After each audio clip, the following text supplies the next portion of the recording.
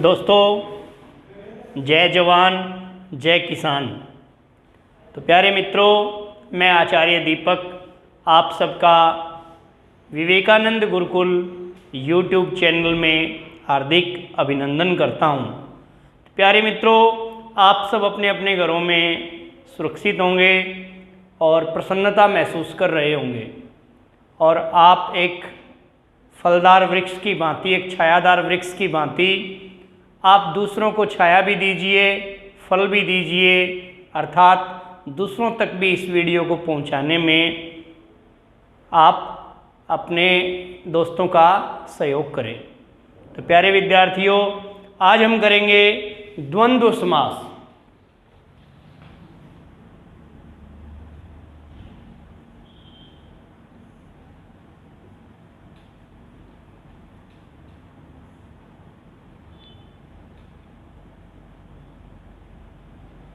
द्वंद्व समास। अब द्वंद्व में द के नीचे व और इधर भी द के नीचे व, तो द्व दो बार आया हुआ है। यानी क्या कहता है ये, द्वंद्व समास में दोनों पद प्रधान होते हैं। द्वंद्व समास में क्या होता है, दोनों पद प्रधान होते हैं। जैसे हमने जिक्र किया था अव्ययी भाव समास के अंदर कि अव्ययी भाव समास में पहला पद प्रधान होता है या पहला पद अव्यय होता है या पहला पद उपसर्ग होता है। इस प्रकार की बातचीत की थी हमने। और तत्पुरुष समास में हमने कहा था कि दूसरा पद यानी उत्तर पद प्रधान होता है। और बहुव्रीहि समास में हमने बातचीत की थी कि ना तो पहला पद प्रधान ना दूसरा पद प्रधान अपितु अन्य पद ही प्रधान होता है, जिसे हमने देवताओं का समास भी कहा है। उससे अगला हमने द्विगु और क्रमधार्य किए थे। तो द्विगु में पहला पद संख्यावाची होता है समाहार अर्थ में, और क्रमधार्य समास जिसमें उपमान उपमेय रहता है और विशेषण और विशेष्य रहता है। तो प्यारे विद्यार्थियों, आज हम करने वाले हैं द्वंद्व समास, जिस समास के अंदर दोनों पद प्रधान होते हैं। दोनों पद प्रधान का मतलब कि जो पहला पद है वो दूसरे से कम नहीं होता और दूसरा पद पहले से कम नहीं होता। कैसे? जैसे मैंने लिख दिया माता पिता। क्या लिख दिया? माता पिता। अब क्या है, माता का भी उतना ही महत्व है जितना कि पिता का महत्व है, पिता का इतना ही महत्व है जितना कि माता का महत्व है। तो माता पिता, माता भी यहाँ प्रधान है और पिता भी प्रधान है। तो इसका विग्रह क्या हो जाएगा, माता और पिता, माता और पिता। तो प्यारे विद्यार्थियों, इस प्रकार से द्वंद्व समास में दोनों पद प्रधान होते हैं। अब द्वंद्व समास में भी इन्होंने छोटे छोटे दो तीन उपभेद बताए हुए हैं। तो उन उपभेदों को हम कर लेते हैं ताकि आपको आसानी से समझ में आ जाए। पहला उपभेद इतरेतर द्वंद्व। इतरेतर का जब अलग अलग करेंगे इतरेतर को, इतर का मतलब है अलग अलग, अलग अलग। अब इतर माने क्या होता है, अलग, और इतर माने अलग, अलग अलग। यानी पहला पद और दूसरा पद दोनों पदों की क्या रहती है, प्रधानता रहती है। वो होता है इतरेतर द्वंद्व समास। ठीक है, इसके उदाहरण करते हैं तो उदाहरण से आपको अच्छे से समझ में आ जाएगा। और इसमें चिन्ह कौन सा प्रयोग होगा, और चिन्ह का प्रयोग होगा। किसका? और जहां आ जाए विग्रह में तो आपने क्या समझना है कि ये द्वंद्व समास है। ठीक है, उदाहरण करते हैं, आपको अच्छे से क्लियर हो जाएगा। तो उदाहरण करते हैं, फॉर एग्जाम्पल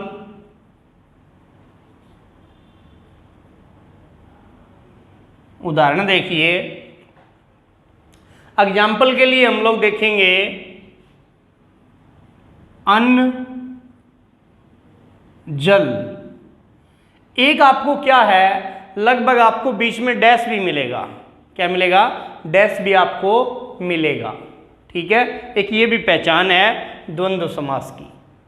ठीक है, अन्न जल। अब क्या है, हम रोटी भी खाते हैं, पानी भी पीते हैं। जितना अनाज का महत्व है उतना ही पानी का भी महत्व है, इसलिए दोनों पद ये क्या है, प्रधान है। तो इनका विग्रह क्या होगा, अन्न और जल।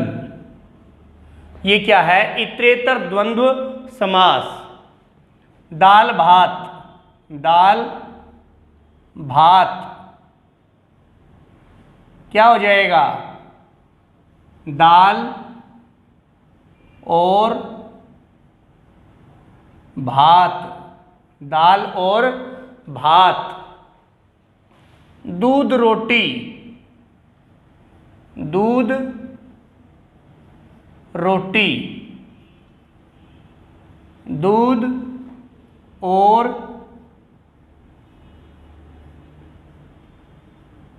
दूध और रोटी। हरिहर, हरि हर, हरि हरि कौन है, विष्णु। हरि और हर, हर कौन है, शंकर महादेव। तो विष्णु का अपना महत्व है और भगवान शंकर का अपना महत्व है, हरि हर। 25। अब आप कहोगे कि यहां तो जी डैश तो नहीं है, लेकिन इसमें 25 में क्या क्या जुड़ा हुआ है। इस 25 में पहले हम छोटी संख्या का उच्चारण करेंगे कि 25 में छोटी संख्या क्या है। 25 में छोटी संख्या है 5। क्या है, 5। और 25 कितने होते हैं, 5 और 20। 5 और 20, 5 और 20 कितने होते हैं, 25। तो ये क्या है, द्वंद्व समास है। अब आप लोग कहोगे कि जी पहला पद संख्यावाची होता है तो वहाँ द्वंद्व समास होता है। तो प्यारे विद्यार्थियों, जहाँ दोनों पद ही मतलब 2 पद बनते हैं, इसके अंदर 5 और 20, 5 का अपना महत्व है, 20 का अपना महत्व है, दोनों पद ही प्रधान है। लेकिन द्विगु समास में क्या रहता है, पहला पद प्रधान रहता है, पहला पद संख्यावाची और समाहार अर्थ में वो होता है, जैसा मैंने पहले आपको बताया था। अब और उदाहरण करते हैं।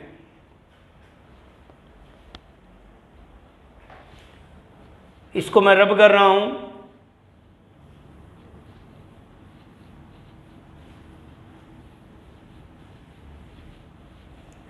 हाँ, तो प्यारे विद्यार्थियों, जैसे मैंने लिखा 79। अब कई भाई तो मेरे जैसे ऐसे हैं, उनको यही नहीं पता 79 होता कितना है। 79 और 89 में फर्क नहीं पता। 79 और 89 में फर्क मालूम नहीं है। 79, आज मैं थोड़ा सा बताता हूं आपको। ऊन, ऊन माने होता है कम। ऊन माने क्या होता है, ऊन जो शब्द है उसका अर्थ होता है कम। ऊन माने कम। और 80, 80 से एक कम, 80 से एक कम अर्थात 79। ऊन माने कम होता है, 80 से जो एक कम है उसको कहते हैं 79। और 89, नव, नव माने 9, नव माने 9, 80, 80 9 89। ठीक है, 80 9 89। तो देखो 79, 79 में क्या है, 79 में 9 और 70, 9 और 70। ठीक है, ध्यान रखना प्यारे विद्यार्थियों, जब इसका विग्रह करो तो छोटी संख्या पहले आएगी। ठीक है, कहीं ये लिख दो 70 और 9, 70 और 9, ऐसा नहीं होगा। आपने लिखना होगा 9 और 70। क्या लिखना होगा? 9 और 70। 89, 9 और 80, 9 और 80, क्या हो गया? 89।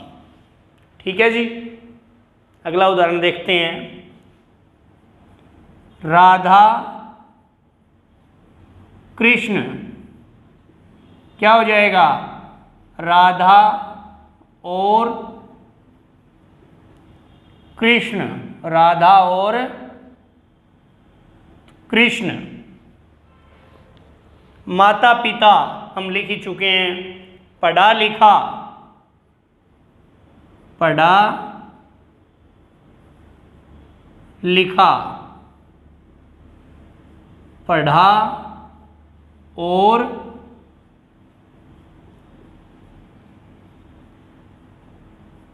लिखा। तो प्यारे विद्यार्थियों, ध्यान करना इस बात का कि इतरेतर द्वंद्व समास है। इतर इतर अलग अलग, यानी दोनों पदों का प्रधानता जहां हो और विग्रह करते समय और शब्द का यूज हो तो वहां इतरेतर द्वंद्व समास होगा। माता पिता, माता और पिता, दूध रोटी, दूध और रोटी। ठीक है, सलवार कमीज, सलवार और कमीज, कुर्ता पजामा, कुर्ता और पायजामा, पैंट शर्ट, पैंट और शर्ट। ठीक है, 39, 9 और 30, 49, 9 और 40, 42, 2 और 40। तो इस प्रकार से आप समझ गए होंगे कि छोटी संख्या का पहले यूज होगा और बीच में क्या शब्द यूज होगा? और, तो वहां इतरेतर द्वंद्व समास होगा। इसको मैं रब कर रहा हूं।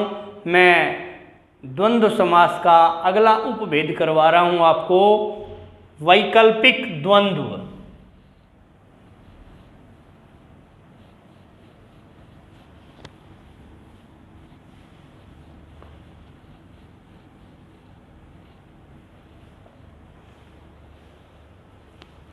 ध्यान दो, वैकल्पिक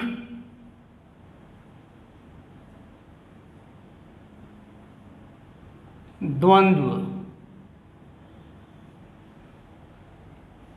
दूसरा भाग। अब वैकल्पिक द्वंद्व क्या है? इसका जब हम विग्रह करेंगे तो पहला क्या था? इतरेतर द्वंद्व, उसमें हम विग्रह करते समय और शब्द का यूज करते थे। और इसमें क्या होगा? या तो आपको या मिलेगा या फिर अथवा, या और अथवा का आपको यूज मिलेगा। और एक बात और है इसमें, विपरीतार्थक,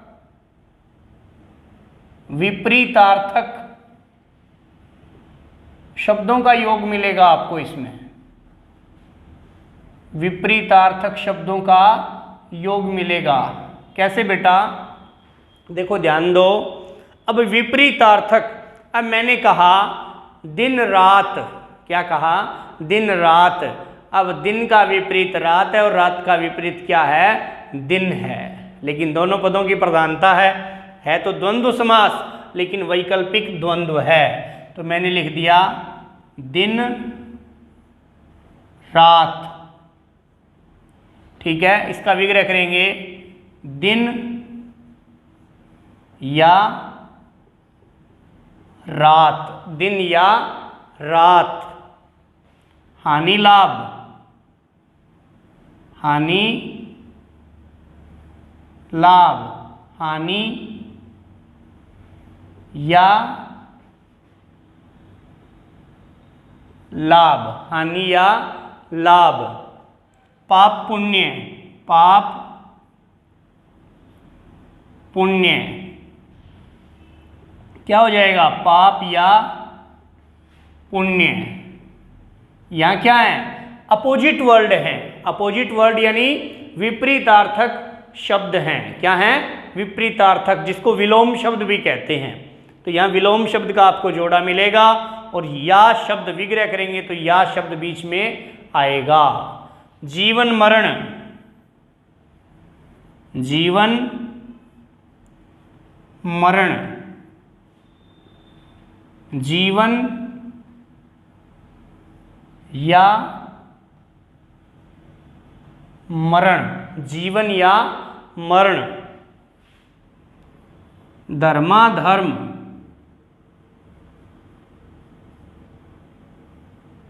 क्या हो जाएगा?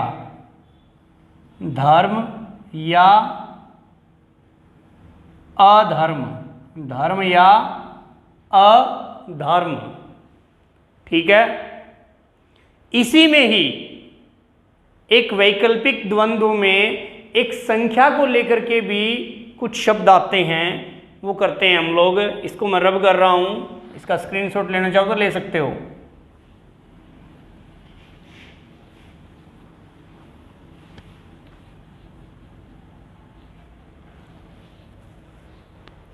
हाँ जी, देखिए अब संख्यावाचक मैंने लिख दिया 1 2, तो क्या लिखोगे? 1 या 2।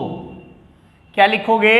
1 या 2। मैंने पहले भी कहा था कि छोटी संख्या पहले लेनी है, भले ही आपको आगे पीछे दे रखी हो संख्या, भाई बड़ी संख्या पहले दे दी, छोटी संख्या बाद में दे दी, लेकिन विग्रह करते समय आपने क्या करना है? छोटी संख्या को पहले रखना है। ठीक है, इस बात को ध्यान रख लेना। मैं थोड़ा नोट भी करवा देता हूं, नोट लिख देता हूं। छोटी संख्या पहले रखें, छोटी संख्या पहले रखें। मैंने लिख दिया 3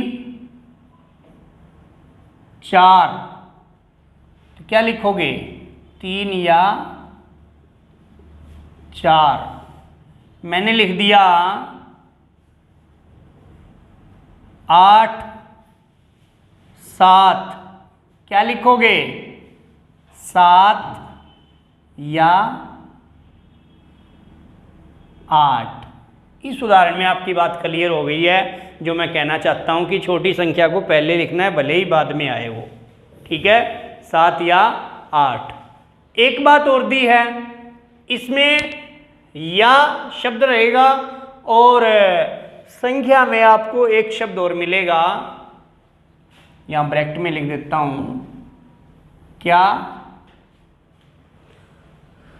से तक, से तक। अब जैसे यहां क्या है, 1 2 में गैप कितना है? 1 और 1 2, 1 का गैप है। किसका गैप है? 1 का। 3 4 में कितने का गैप है? 1 का गैप है, 3 और 4। 7 8 में 1 का गैप है। जब ज्यादा का गैप हो तो से तक इस तरह आपने लिखना है। कैसे, मैं आपको बता देता हूं। जैसे उदाहरण है 10 12, तो क्या लिखोगे? 10 से, छोटी संख्या पहले लिखनी है, 10 से 12 तक, 10 से 12 तक। 150 150 50 से 100 तक। अब ध्यान रखो, 50 जो है मैंने छोटी संख्या पहले लिख दी, बाद में आई हुई है। 50 से 100 तक। लाख, करोड़, क्या हो जाएगा? लाख से करोड़ तक, लाख से करोड़ तक। ये हो गया अपना वैकल्पिक द्वंद्व समास, वैकल्पिक द्वंद्व समास। तो प्यारे विद्यार्थियों, आपको समझ में आया होगा ये वैकल्पिक द्वंद्वों में क्या रहेगा। जो हमने पहले किया था इतरेतर द्वंद्व, वहां विग्रह करते समय और शब्द का प्रयोग होगा, और जो वैकल्पिक द्वंद्व समास है वहां या, अथवा या, से, तक इस प्रकार के शब्द आपको विग्रह करते समय मिलेंगे। ठीक है, और ध्यान रखना प्यारे विद्यार्थियों, इस समास में छोटी संख्या पहले आती है, छोटी संख्या पहले आती है। ठीक है जी, मैं इसको रब कर रहा हूं, ध्यान करना।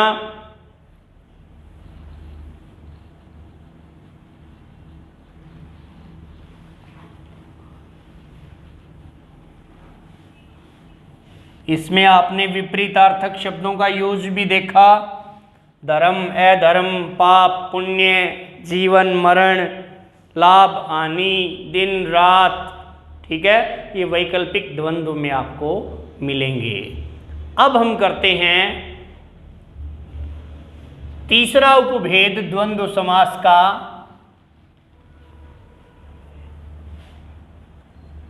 कौन सा है तीसरा? तीसरा है समाहार द्वंद्व। क्या है?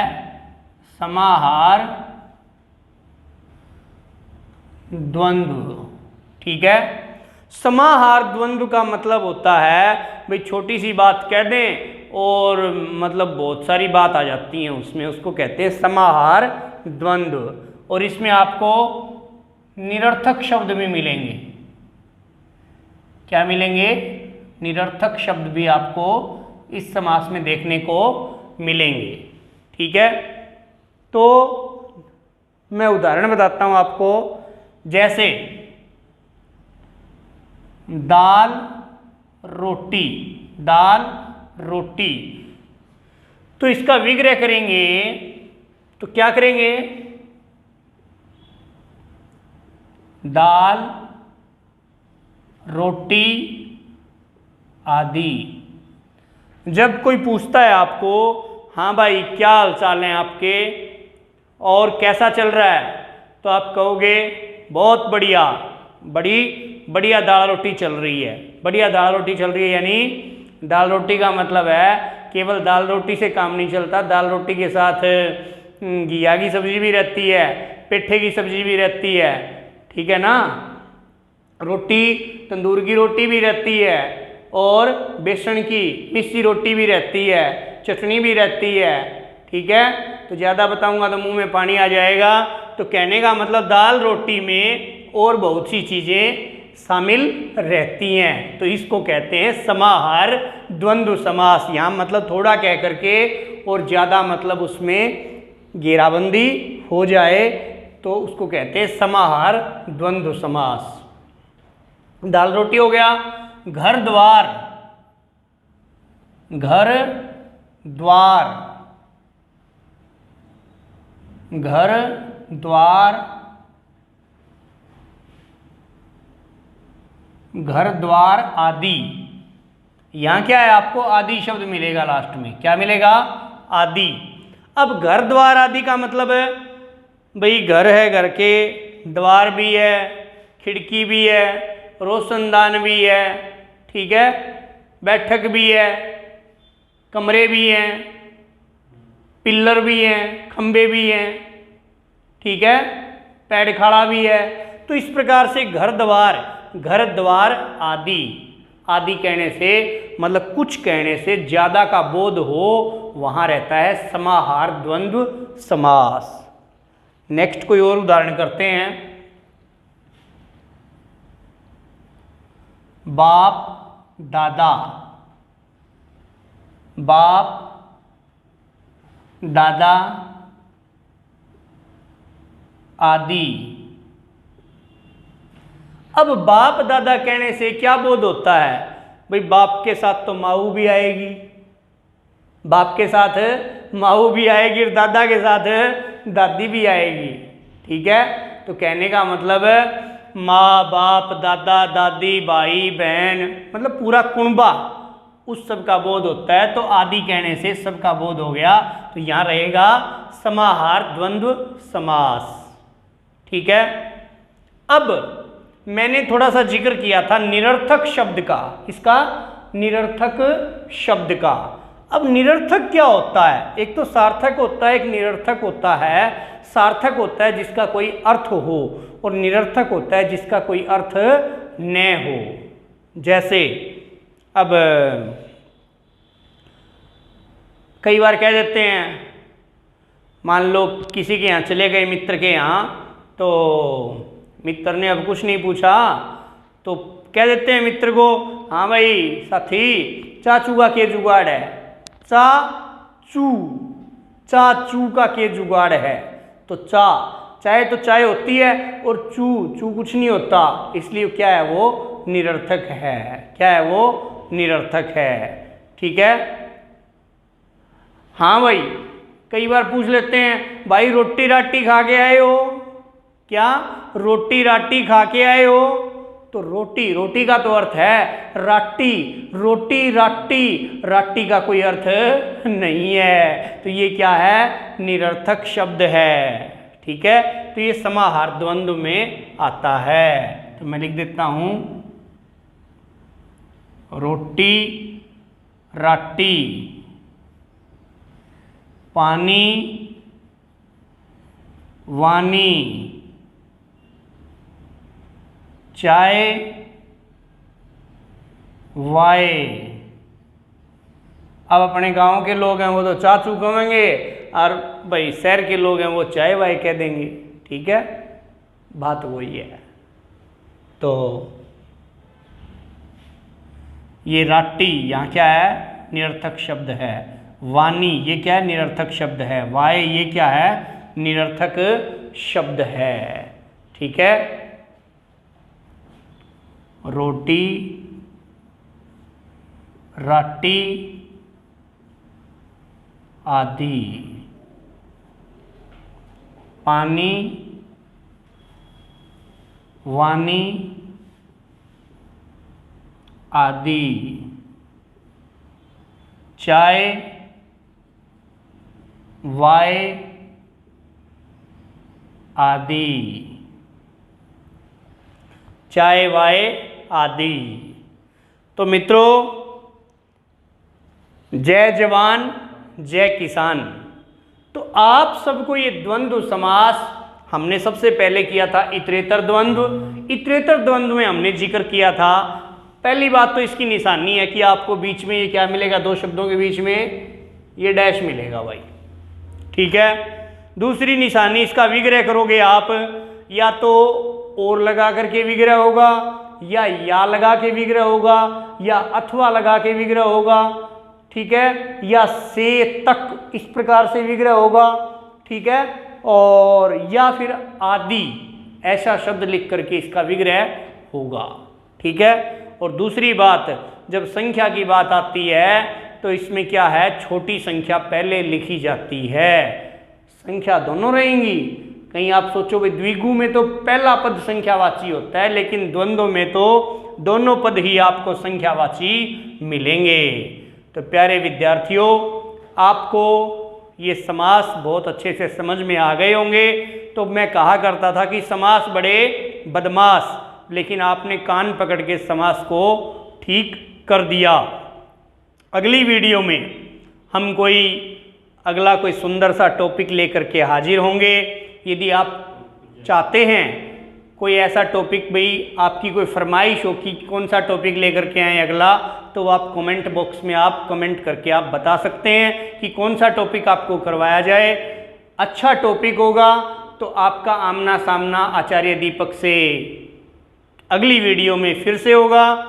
और इतने तक जय हिंदी जय भारत।